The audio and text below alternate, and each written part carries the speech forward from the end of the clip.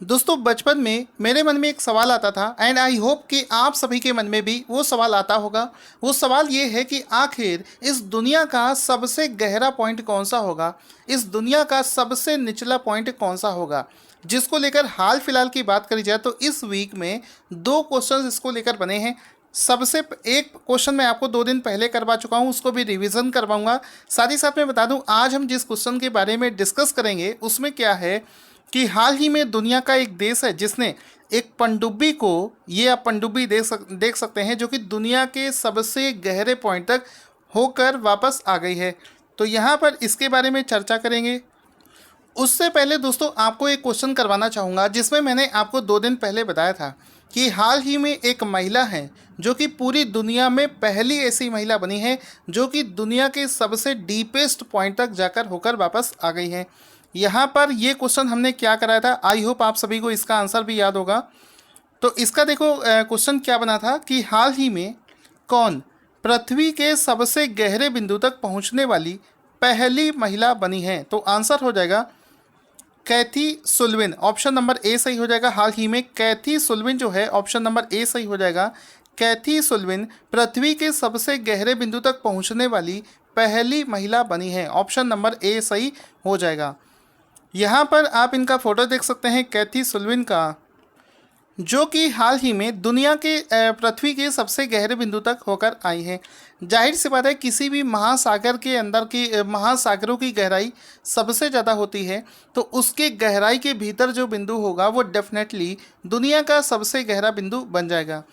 अब ये पॉइंट कहाँ पर स्थित है इसके बारे में मैंने आपको बताया था कि ये पॉइंट प्रशांत महासागर के मैरियाना ट्रेंच में स्थित है, जिसको चैलेंजर डीप के नाम से जानते हैं, जो कि दुनिया का सबसे गहरा बिंदु है। अब इसको लेकर आज का क्वेश्चन क्या बना है वो समझते हैं। दोस्तों आज का क्वेश्चन और भी ज़्यादा एक्साइटमेंट वाला है। क्वेश्चन क्या है कि हाल ही में किस देश का मानव रहित पनडुब्बी हैंडू वन, तो ये जो हैंडू वन है दुनिया का सबसे गहरे महासागर बिंदु पर पहुंचा है। तो इसका राइट आंसर हो जाएगा, इसको चाइना देश ने प्रोग्राम इस प्रोग्राम को चलाया था, तो China will be the right answer. दुनिया भर को कोरोना वायरस देने वाला, साथ ही साथ में अजीब किस्म की खोज करने वाला देश जो है चाइना, उसने ही हाल ही में हाइडू नाम से इस पनडुब्बी को, जो कि एक मानव रहित पनडुब्बी है, मतलब इसमें किसी भी इंसान को नहीं भेजा गया था, सिर्फ एक मशीनरी थी जो कि दुनिया के सबसे गहरे बिंदु तक होकर आ गई है। तो China will be the right answer. यहाँ पर आपको बता दूँ, ये आप देख सकते हैं, इसमें इसको मैं बहुत ही अच्छे से दिखाना चाहूँगा। इसने क्या किया है, ये जो डिवाइस है, ये जो नीचे पहुँची थी पनडुब्बी, इसने नीचे जाकर किस तरीके का जीवन होता है, किस प्रकार के जीव इतनी गहराई पर पाए जाते हैं, क्योंकि वहाँ पर प्रेशर बहुत ज़्यादा होता है और ऐसे प्रेशर को में सर्वाइव करने वाले कौन से जीव होते हैं उसकी, साथ ही साथ में जितना भी ज्योग्राफिकल टेरेन है वहाँ का, उन सभी की फ़ोटोज़ इसने वहाँ पर ली हैं। तो यहाँ पर आपको बता दूँ इसने टोटल 10,907 मीटर की गहराई को इसने ट्रेवल किया है और ये महासागर सबसे गहरे बिंदु यानी कि प्रशांत महासागर के मैरियाना ट्रेंच में स्थित है, ये मैं आपको बता चुका हूँ। अब इसकी फ़ोटो देख लेते हैं किस प्रकार से इसको लैंड किया गया था। ये छोटा सा पनडुब्बी आप देख सकते हैं, इसका साइज सिर्फ इतना है और इसको इस तरीके से नीचे ड्रॉप किया गया था। इस तरीके से ये आप इसका फ़ोटो भी देख सकते हैं, मशीनों के माध्यम से इसको नीचे ले जाया गया था। उसके बाद में ये इस तरीके से वाटर पर लैंड हो गया था और ये पानी के अंदर इसने जाना शुरू कर दिया था। उसके बाद में ये आप कैमरा देख सकते हैं कि ये जो कैमरा है ये वहाँ पर जाकर ये देखो सैंपल कलेक्ट कर रहा है, वहाँ का मतलब किस तरीके की वहाँ पर ज़मीन है इसको कलेक्ट कर रहा है। साथ ही साथ में नीचे जितना भी हैबिटेट्स है उन सभी की भी फ़ोटो इसने कैप्चर करी है, जो कि रिसर्च के पर्पज़ से इस्तेमाल करी जा सकती है। दोस्तों अगले क्वेश्चन पर चलने से पहले आपको बता दूं कि हमारे वीडियो के डिस्क्रिप्शन बॉक्स में आपको जनवरी महीने से लेकर पूरे मई महीने तक का, ठीक है, जनवरी से लेकर मई महीने का जो मंथली पीडीएफ है उसके लिंक दे रखे हैं। अगर आप लोग करंट अफेयर्स को रिवीजन करना चाहते हैं किसी भी एग्ज़ाम के लिए, तो मैं आपको बताना चाहूँगा, स्टैटिक जीके आप हर समय पढ़ते हो लेकिन करंट अफेयर्स बहुत बड़ा रोल प्ले करता है। तो ये जितने भी PDF आपको यहाँ पर मिलेंगे सभी को परचेज करके आप पढ़ना स्टार्ट कर दीजिए। किसी भी एग्ज़ाम में कम से कम 6 महीने का करंट अफेयर्स आपको तैयार होना चाहिए किसी भी तरीके से। इसके बाद में देखो अगला क्वेश्चन क्या बना है वो समझते हैं। क्वेश्चन दोस्तों यहाँ पर बना है कि किस राज्य सरकार ने राज्य के 1018 स्थानों को उसकी अंग्रेजी वर्तनी यानी कि इंग्लिश स्पीकिंग को राज्य के उच्चारण से मिलान करने के लिए बदल दिया है। इसका राइट आंसर हो जाएगा तमिलनाडु में ऐसा किया गया है। हाल ही में तमिलनाडु में क्या किया गया है कि तमिलनाडु के जो कुछ जगहों के नाम थे, लगभग 1018 ऐसी जगह हैं जिनके नाम चेंज किए गए हैं। उनका जो इंग्लिश का जो स्पेलिंग था वो तमिलनाडु के लोगों का जो तमिल लैंग्वेज है उसके उच्चारण के हिसाब से नहीं था, जिस वजह से 1018 जगहों के नाम वहाँ पर या तो चेंज कर दिए गए हैं या तो उनकी इंग्लिश में चेंजेस कर दिए गए हैं, उसकी स्पेलिंग में चेंजेस कर दिए गए हैं। तो यहाँ पर आप इसका एक फ़ोटो भी देख सकते हैं जिसमें लिखा है 1018 places name changed in Tamil Nadu. Tamil Nadu में ऐसा किया गया है। जैसे कि फॉर एग्ज़ाम्पल आपको एक दो नाम बताता हूँ। जैसे कि कोयम्बटूर का जो नाम है उसका स्पेलिंग इस तरीके से है, और लेकिन जब वहाँ के लोकल लैंग्वेज में जब इसको प्रोनाउंसिएशन करेंगे तो कुछ इस तरीके से आएगा, तो उसको वहाँ के लैंग्वेज के हिसाब से इसको चेंज कर दिया गया है। तो ये देखो कोयम्बटूर इस तरीके से इसको नाम कर दिया गया है। जो वहाँ का होगा वो अच्छे से प्रोनाउंसिएशन कर पाएगा। इसी तरीके से एक जगह है अम्बत्तूर, इसको स्पेलिंग इसकी देखो AMBATHTHOOR। तो इस तरीके से 1018 जो नाम है उनको चेंजेस किया गया है तमिलनाडु राज्य के द्वारा। करंट अफेयर्स का अगला क्वेश्चन बनेगा, किस राज्य सरकार ने LKG से 5वीं कक्षा तक के लिए छात्रों के लिए ऑनलाइन क्लासेस पर रोक लगा दी है? तो इसका राइट आंसर हो जाएगा हाल ही में कर्नाटका राज्य ने इस नए नियम को लागू किया है। Option number B will be the right answer.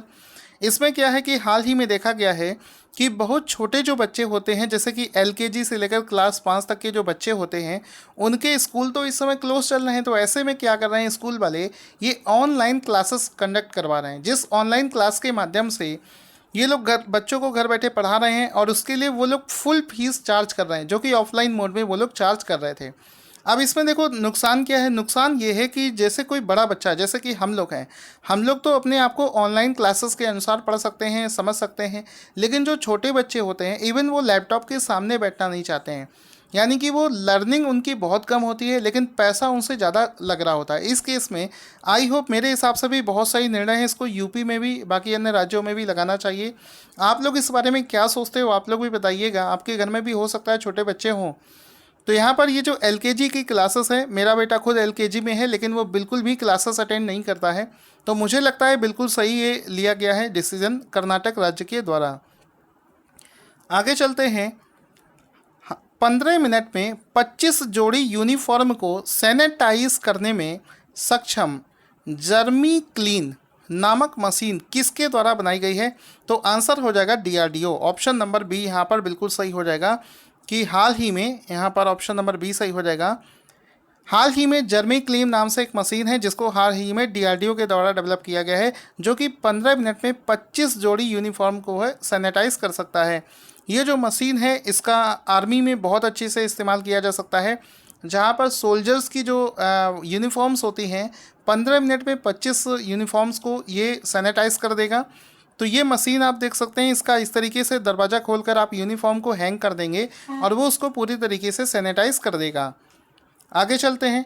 इस वाले क्वेश्चन को हम लोग कर चुके हैं। करंट अफेयर्स का अगला क्वेश्चन देखो क्या बना है दोस्तों। अगला क्वेश्चन बना है करंट अफेयर्स का कि विदेश मंत्रालय ने अमेरिका की किस संस्था को वीज़ा देने से हाल ही में मना कर दिया है? तो इसका राइट आंसर हो जाएगा USCIRF। ये एक इंस्टीट्यूट है वहाँ की एक संस्था है जिसको हाल ही में भारत ने वीज़ा देने से मना कर दिया है।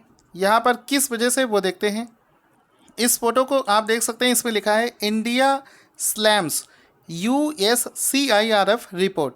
ठीक है, तो ये USCIRF का पहले मतलब समझ लीजिए, United states commission for international religious freedom, ये इसका पूरा फुल फॉर्म हो जाएगा।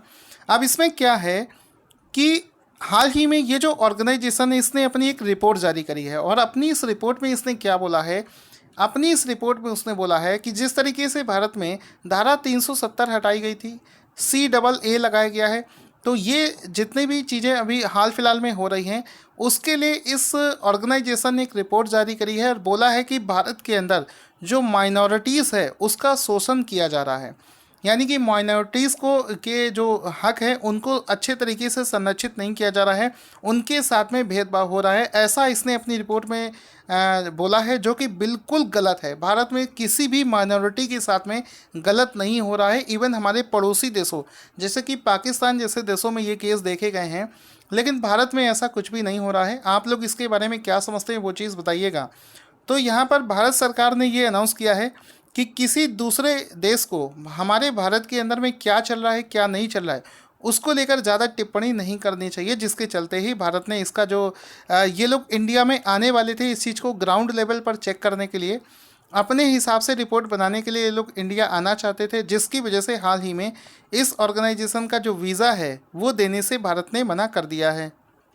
इसके अलावा इन लोगों को ये भी समझना चाहिए कि अब भारत वो पुराना भारत नहीं रह गया है, अब एक शक्तिशाली भारत जो है बनकर खड़ा हो चुका है। भारत के किस राज्य ने सीनियर सिटीजन्स के लिए पंचवटी योजना लॉन्च कर दी है? तो इसका राइट आंसर हो जाएगा ऑप्शन नंबर बी, यानी कि यहाँ पर सॉरी ऑप्शन नंबर डी सही हो जाएगा, Himachal Pradesh will be right answer.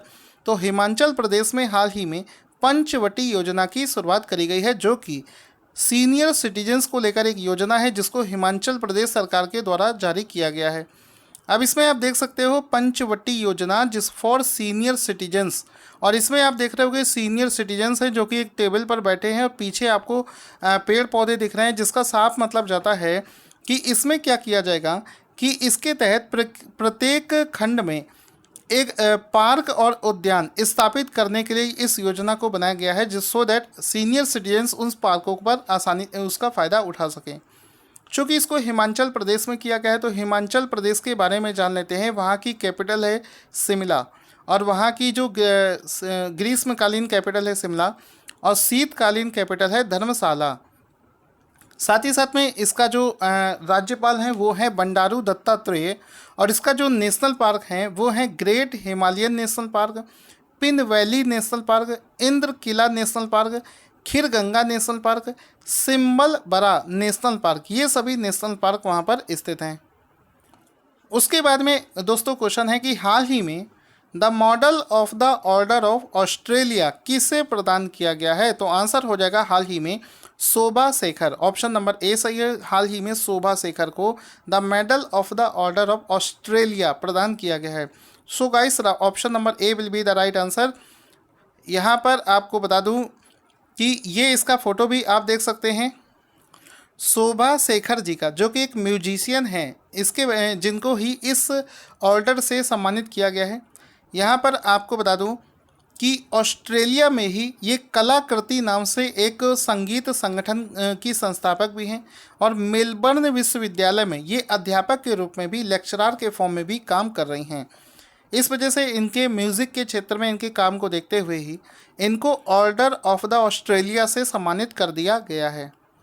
Australia के बारे में आप सभी लोग जानते हैं, गवर्नर जनरल हैं डेविड हर्ले, प्राइम मिनिस्टर हैं स्कॉट मॉरिसन, वहाँ की करेंसी है ऑस्ट्रेलिया डॉलर, और कैपिटल वहाँ की है कैनबरा। आगे चलते हैं। यहाँ पर आपके लिए सभी के लिए बहुत ही बड़ी खुशखबरी आ रही है अपनी इकोनॉमी को लेकर। फिच रेटिंग के अनुसार वित्त वर्ष 21 से 22 में भारत की विकास दर क्या होगी? सो इसका राइट आंसर हो जाएगा 9.5%। ऑप्शन नंबर डी यहाँ पर सही हो जाएगा कि हाल ही में फिच रेटिंग के अनुसार अगले वित्त वर्ष में यानी कि 2021 से 22 में भारत की जो विकास दर है वो 9.5% रहेगी। तो option number D will be the right answer. आगे चलते हैं। हाल ही में सरकार ने बांस पर लगने वाली सीमा शुल्क को 10% से बढ़ाकर कितने प्रतिशत कर दिया है? तो बम्बू यानी कि बांस पर जो 10% का जो सीमा शुल्क लग रहा था अभी उसको बढ़ाकर 25% कर दिया गया है। तो ऑप्शन नंबर डी सही हो जाएगा कि बांस पर लगने वाले सीमा शुल्क को 10% से बढ़ाकर 25% कर दिया गया है।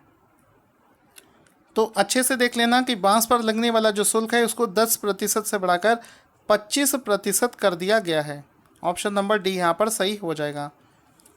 अगला क्वेश्चन है कि बाल मजदूरी के खिलाफ विश्व दिवस यानी कि world day against child labour किस दिन मनाया जाता है? तो ऑप्शन नंबर डी सही हो जाएगा, यानी कि प्रत्येक वर्ष 12 जून को बाल मजदूरी दिवस के खिलाफ विश्व दिवस मनाया जाता है। तो ऑप्शन नंबर डी यहाँ पर बिल्कुल सही हो जाएगा। यहाँ पर आप इसका फोटो देख सकते हैं, world day against child labour 12 जून को जिसको मनाया जाता है, जैसा कि आप इसका फोटो भी देख सकते हैं। इसका जो हेडक्वार्टर है वो है जेनेवा, अंतर्राष्ट्रीय श्रम संगठन जिसके तहत इसको मनाया जाता है। अंतर्राष्ट्रीय श्रम संगठन का जो हेडक्वार्टर है वो जेनेवा स्विट्जरलैंड में स्थित है। इसके जो अध्यक्ष हैं वो हैं गाय राइडर और इसकी जो स्थापना है वो 1919 में करी गई थी। दोस्तों एक चीज़ आप सभी लोगों से पूछना चाहता हूँ कि आप सभी लोगों का अभी हाल फिलहाल में कौन सा एग्ज़ाम आने वाला है, आपका लेटेस्ट एग्ज़ाम कौन सा है, या फिर आप किस एग्ज़ाम की तैयारी कर रहे हैं, ये चीज़ ज़रा कमेंट करके बताना। साथ ही साथ में आपको बता दूं, किसी भी एग्ज़ाम की आप तैयारी कर रहे हो तो कम से कम 6 महीने का करंट अफेयर्स आपको तैयार होना चाहिए। यहाँ पर ये जो मई महीने का PDF है इसका लिंक आपको दे रहा हूँ। इतना मैं चैलेंज के साथ कह सकता हूँ कि अगर आप हमारी 6 महीने की करंट अफेयर्स पढ़कर जाते हैं तो किसी भी एग्ज़ाम में अगर आपको 6 महीने का करंट अफेयर्स पूछा जाता है तो ये मानकर चलिए कि 95% क्वेश्चन आपको हमारी इस PDF से ही मिलने की गारंटी मैं लेता हूँ। तो जल्दी से इस PDF को परचेज़ करके आप पढ़ना शुरू कर दीजिए।